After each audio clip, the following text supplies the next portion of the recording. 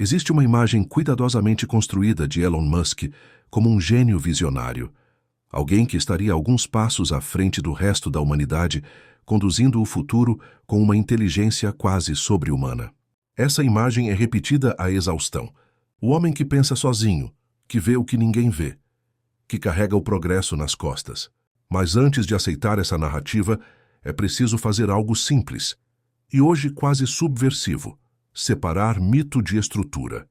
Porque o mundo atual não está sendo moldado por gênios isolados. Ele está sendo moldado por homens comuns, operando sistemas gigantescos, com acesso privilegiado a capital, tecnologia, visibilidade e poder simbólico.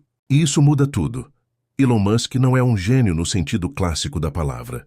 Ele não é um pensador profundo. Não é um filósofo. Não é um intelectual preocupado com ética, história ou humanidade. Ele não produz ideias originais sobre o sentido da civilização. O que ele domina com excelência é outra coisa: alavancagem. Alavancagem financeira, alavancagem de imagem, alavancagem de inteligência alheia. Isso não é raro. Isso é, na verdade, um padrão antigo, apenas atualizado para o século XXI. O que muda não é o método, é a escala.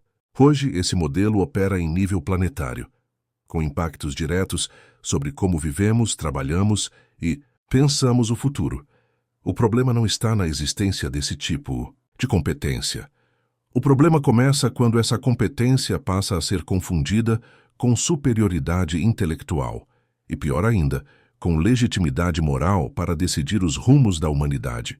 Quando riqueza vira prova de mérito humano. Quando o sucesso financeiro vira sinal de sabedoria. Quando o poder econômico passa a ser tratado como sinônimo de inteligência. Essa confusão é perigosa, porque cria ídolos onde deveria haver questionamento. E um mundo que para de questionar seus ídolos não caminha para o futuro. Ele caminha para a repetição. Este vídeo não é um ataque pessoal. Não se trata de demonizar um indivíduo. Trata-se de desmontar um modelo de poder que se repete, se adapta e se esconde atrás de narrativas de genialidade. Para entender esse modelo, não basta olhar para o personagem público, para as frases de efeito ou para o marketing tecnológico. É preciso ir mais fundo. É preciso observar as camadas que formam esse tipo de homem, o ambiente que o molda, os valores que o sustentam e a lógica que o orienta. E é exatamente isso que vamos começar a fazer a partir daqui. Nenhum indivíduo surge no vácuo. Toda forma de poder é moldada por um ambiente, econômico, simbólico e moral. Para entender o tipo de liderança que vemos hoje, é preciso olhar menos para o personagem público e mais para o mundo que o formou. No caso de Elon Musk, há um elemento raramente discutido com profundidade: o ambiente familiar e histórico no qual ele cresceu. Relatos biográficos indicam que seu pai, Elon Musk, esteve envolvido em atividades empresariais na África durante o século XX, um período marcado por profundas desigualdades, exploração de recursos naturais e normalização da extração de valor sem vínculo social. Aqui é fundamental ser preciso. Não se trata de acusar indivíduos específicos, nem de simplificar uma história complexa. Trata-se de compreender o ethos de um ambiente. Durante décadas, grandes regiões da África funcionaram como laboratórios de um modelo muito específico de poder: extrair riqueza sem construir responsabilidade coletiva. Extrair minerais, trabalho, terra e inteligência local, enquanto o lucro seguia para fora. Esse modelo não exigia empatia nem integração social, exigia apenas eficiência. Crescer próximo a esse tipo de lógica ensina algo profundo, mesmo quando não é dito em palavras. Ensina que o mundo é dividido entre quem controla e quem é controlado, entre quem decide e quem é recurso, entre quem acumula e quem executa. Esse aprendizado molda a forma como se enxerga o outro. Pessoas deixam de ser vistas como sujeitos e passam a ser vistas como meios. Trabalho vira algo a ser extraído. Inteligência vira algo a ser apropriado. Valor humano vira algo mensurável apenas em retorno financeiro. Esse tipo de formação não cria vínculo social, cria distanciamento emocional. E quando esse distanciamento encontra ambientes altamente competitivos, como o mercado financeiro e o setor tecnológico, ele não é corrigido. Ele é recompensado. A ausência de empatia vira vantagem. A frieza vira eficiência. A capacidade de descartar vira habilidade de gestão. Não é coincidência que muitos líderes globais compartilhem esse mesmo traço. Pouca ligação emocional com a sociedade e forte ligação com patrimônio, escala e controle. Isso não nasce do nada, isso é aprendido. Compreender essa camada não é justificar comportamentos futuros, é explicar como certos tipos de poder se tornam possíveis, aceitáveis e até admirados. Porque antes de existir o império tecnológico, existe sempre um modelo mental. E antes do modelo mental, existe um ambiente que o tornou normal. É a partir desse ponto que começamos a entender como a lógica da extração se transforma, mais tarde, em lógica de império. Quando falamos em exploração, muitas pessoas ainda imaginam apenas o modelo antigo. Trabalho braçal, força física, territórios saqueados, corpos exauridos. Mas o capitalismo não abandonou essa lógica, ele apenas a sofisticou. Hoje a extração mais valiosa não é mais apenas material, ela é intelectual. O que antes era retirar minério do solo, agora é retirar ideias da mente. O que antes era mão de obra barata, agora é inteligência altamente qualificada. O modelo é o mesmo, o recurso mudou. No centro desse sistema estão figuras como Elon Musk, que não precisam ser os mais inteligentes da sala para vencer. Eles precisam ser os que controlam a sala. Pessoas realmente brilhantes são atraídas por projetos grandiosos. Elas acreditam estar participando de algo que transcende o indivíduo, algo que empurra a humanidade para frente. E de fato, por um tempo, isso acontece. Há criação, inovação, pensamento genuíno. Mas existe uma fronteira invisível nesse tipo de estrutura. A inteligência é valorizada enquanto produz, enquanto acelera, enquanto resolve. Ela deixa de ser bem-vinda quando começa a questionar. Quando a mente criativa passa a refletir sobre consequências, ética, limites ou rumos, ela deixa de ser ativo e passa a ser risco. Não porque esteja errada, mas porque deixa de ser obediente. Esse é o ponto onde a lógica da exploração se revela com mais clareza. Não se explora apenas o trabalho.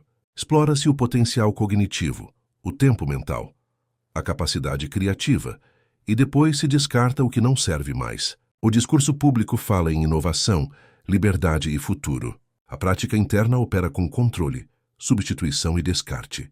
Esse modelo cria uma ilusão poderosa, a de que o líder é o gênio por trás de tudo, quando, na realidade, ele é o gestor da inteligência alheia.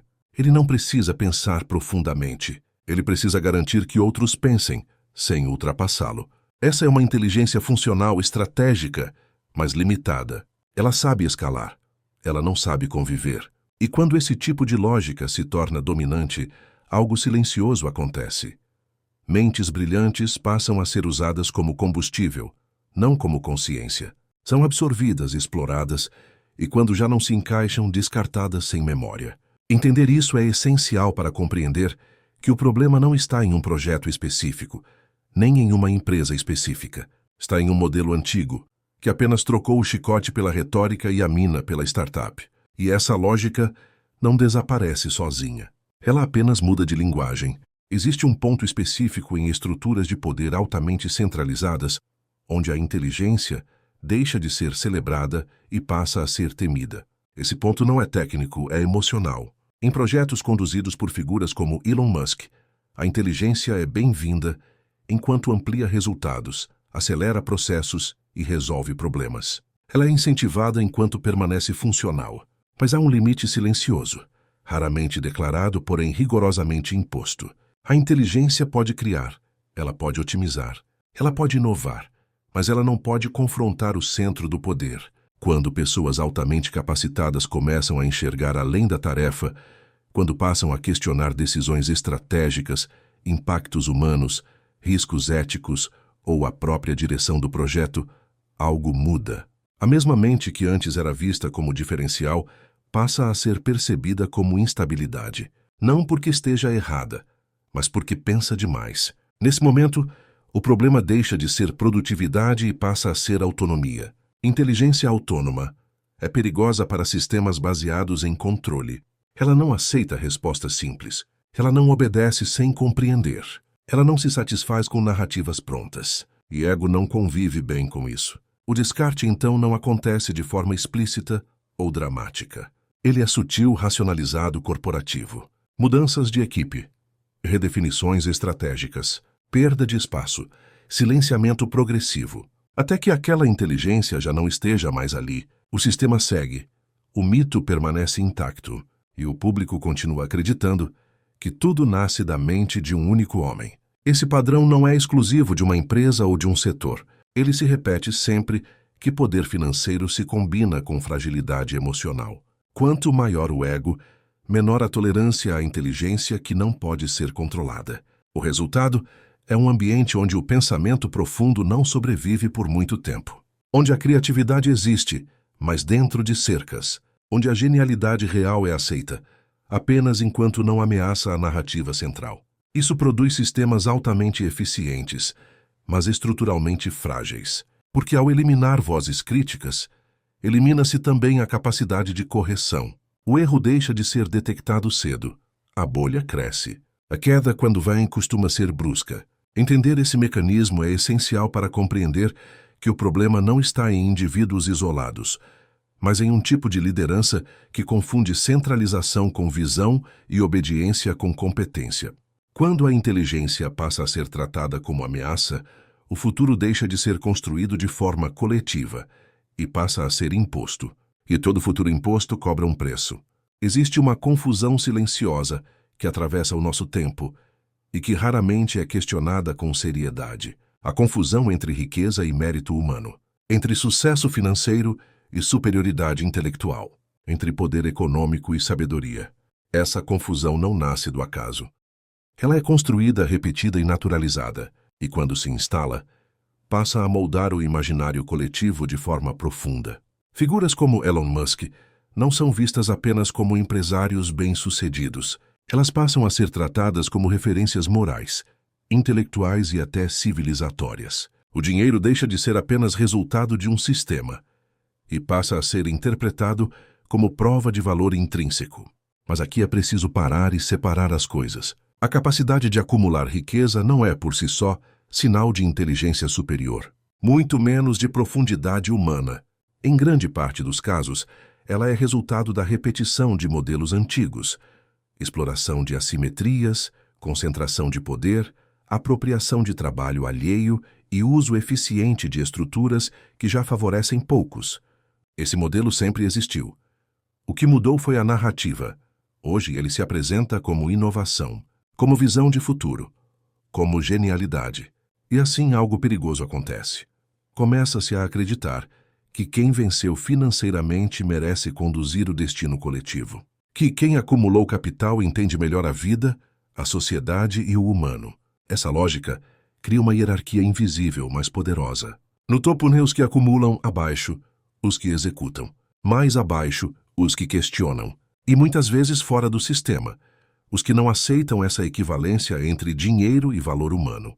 O risco não está apenas na concentração de riqueza, mas na concentração de legitimidade simbólica. Quando o discurso do sucesso financeiro se torna incontestável, o pensamento crítico é desqualificado como inveja, ressentimento ou ignorância. Questionar deixa de ser virtude, passa a ser ameaça. E assim, o mundo começa a ser guiado não por mentes brilhantes no sentido profundo, mas por pessoas eficientes dentro de um sistema que recompensa frieza, controle e capacidade de extração. Isso não cria uma elite sábia, cria uma elite funcional. E elites funcionais sabem operar sistemas, mas não sabem sustentar civilizações. Porque civilizações exigem algo que o dinheiro não compra: caráter, responsabilidade histórica e vínculo com o outro. Quando riqueza vira sinônimo de superioridade, o futuro deixa de ser um projeto coletivo e passa a ser um privilégio administrado por poucos. E toda vez que isso acontece, a história mostra que o preço não demora a chegar. Quando riqueza, poder e tecnologia se concentram nas mãos de poucos, surge uma promessa sedutora, a de que problemas humanos podem ser resolvidos como problemas técnicos. Basta otimizar, automatizar, acelerar. Basta gerir. É nesse ponto que nasce a tecnocracia. Figuras como Elon Musk se tornam símbolos desse modelo, não porque sejam tiranos declarados, mas porque representam uma lógica onde eficiência passa a valer mais do que compreensão humana. Onde decidir rápido vale mais do que decidir bem. Onde escalar importa mais do que refletir. A tecnocracia não se pergunta se algo é bom. Ela se pergunta se algo funciona. Mas funcionar não é o mesmo que fazer sentido. E eficiência não é o mesmo que sabedoria. Quando o mundo passa a ser tratado como um sistema a ser administrado, pessoas deixam de ser vistas como sujeitos e passam a ser vistas como variáveis. Emoções viram ruído. Ética vira obstáculo.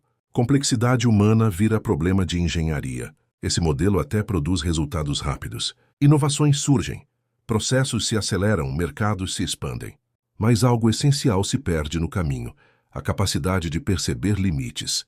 Sem limites, toda tecnologia tende a invadir tudo. Sem consciência, toda eficiência tende a desumanizar. O perigo da tecnocracia não está no uso da tecnologia, mas na ausência de reflexão profunda sobre seus efeitos. Quando decisões que afetam milhões são tomadas por pessoas com pouco vínculo emocional com a sociedade, o futuro deixa de ser construído em diálogo e passa a ser imposto por cálculo. Nesse cenário, o humano precisa se adaptar à tecnologia, e não o contrário. Quem não se encaixa vira atraso. Quem questiona vira entrave. Quem sofre vira estatística. O mundo não entra em colapso porque falta inovação.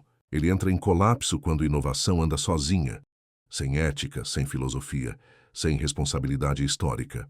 Tecnologia sem sabedoria não emancipa. Ela amplifica o que já existe. E quando o que já existe é desigualdade, exploração e concentração de poder, o resultado não é futuro. É repetição em alta velocidade. Por isso, o problema central não é quem controla as máquinas. É quem decide o que é progresso.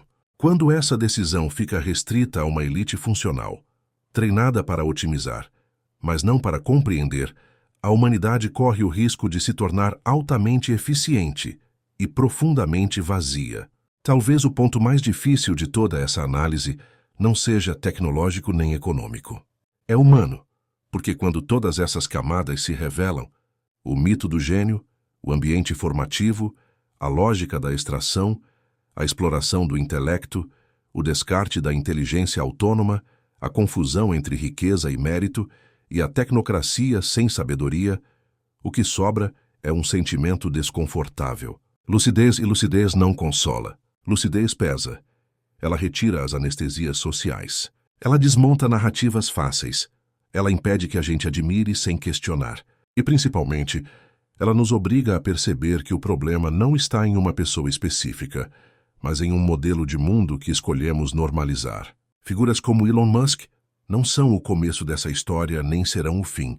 Elas são sintomas de um tempo que confunde eficiência com sabedoria e poder com legitimidade humana. O futuro não está ameaçado porque faltam gênios. Ele está ameaçado porque faltam mentes profundas com caráter, capazes de lidar com complexidade sem transformar pessoas em recursos. Quando o mundo passa a ser conduzido apenas por quem sabe escalar, mas não sabe compreender, algo essencial se perde.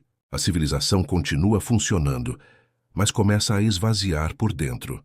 Tudo anda mais rápido, mas vai para lugar nenhum. Talvez você tenha sentido desconforto ao longo deste vídeo. Isso não é acaso.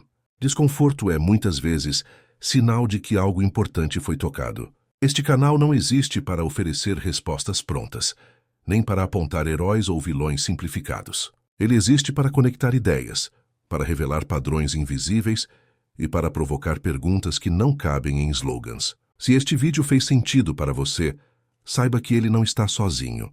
Há outros vídeos aqui no canal que se conectam entre si, que aprofundam essas mesmas questões por ângulos diferentes: poder, tecnologia, consciência, humanidade e os limites do mundo que estamos construindo. Explorar esses conteúdos é talvez uma forma de ampliar o mapa mental, de enxergar as ligações que normalmente ficam ocultas e de não aceitar o futuro apenas como algo imposto. Se você acredita que pensar ainda importa, que caráter ainda importa e que inteligência não pode existir sem consciência, então vale a pena continuar essa jornada. Porque o maior risco do nosso tempo não é discordar, é parar de questionar. E um mundo que deixa de questionar já decidiu, silenciosamente, abrir mão de si mesmo.